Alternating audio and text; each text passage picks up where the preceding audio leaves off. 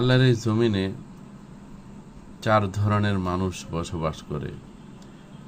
খাঁটি মুমিনরা বসবাস করে, আবার নামধারী মুসলিম মুনাফিক তারাও বসবাস করে, এবং যারা আল্লাহকে স্বীকার করে না, মানে না, কাফের, তারাও বসবাস করে, এবং নাস্তিকরা বসবাস করে, যারা কোনো স্রষ্টায় বিশ্বাস করে না। কিন্তু পরকালের জিন্দেগিতে এই চার ধরনের মানুষের সাথে চার রকম আচরণ করা হবে।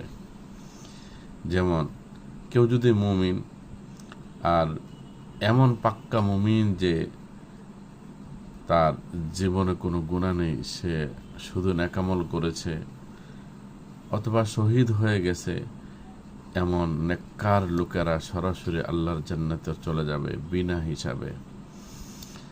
আবার মুমিনদের মধ্যে একদল থাকবে যারা গুনাহ করেছে, আবার সাথে সাথে নেকিও করেছে। এদের নেকের পরিধি যদি বেশি হয় তাহলে তো আল্লাহর জান্নাতে চলে যাবে। আর যদি দেখা গেল নেকের চেয়ে গুনাহের পরিধি বেশি, গুনাহের পাল্লার ওজন বেশি, তখন তারা জাহান্নামে চলে যাবে। কিন্তু ঈমান যে এনেছিল, কালিমা যে পড়েছিল, তার বরকতে কোনো না কোনো একদিন আল্লাহ তাআলা তাকে জান্নাতে তুলে আনবেন। তার পাপের পাশ্চাত্য ভোগ করার পরে কোনো না কোনো একদিন জান্নাতে চলে আসবে। আর যারা কাফের, এরা সরাসরি বিনা হিসাবে জাহান্নামে চলে যাবে। এমত অবস্থায় যারা মুমিন, তাদেরকে খোঁচা দিয়ে বলবে, কারা বলবে? কাফেররা বলবে যে, দেখো, দুনিয়াতে তোমরা তো আল্লাহকে বিশ্বাস করেছিলা, নামাজ রোজা করেছিলা, আমরা আল্লাহকে বিশ্বাস করি নাই, নামাজও করি নাই, তো তোমাদেরও শাস্তি হচ্ছে, আমাদেরও শাস্তি হচ্ছে, কোনো পার্থক্য তো দেখছি না।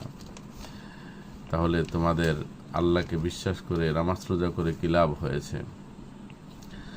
তখন আল্লাহর পক্ষ থেকে আওয়াজ আসবে, ও বিইজ্জাতি ও বিজালালি ও বিরহমাতি মান ক্বালা লা ইলাহা ইল্লাল্লাহ দাখালাল জান্নাহ, যে আমার বরত্বের কসম করে বলছি, রহমতের কসম করে বলছি, ইজ্জতের কসম করে বলছি, যে ব্যক্তি বলেছে লা ইলাহা ইল্লাল্লাহ দাখালাল জান্নাহ, সে কোনো না কোনো একদিন আল্লাহর জান্নাতে প্রবেশ করবে।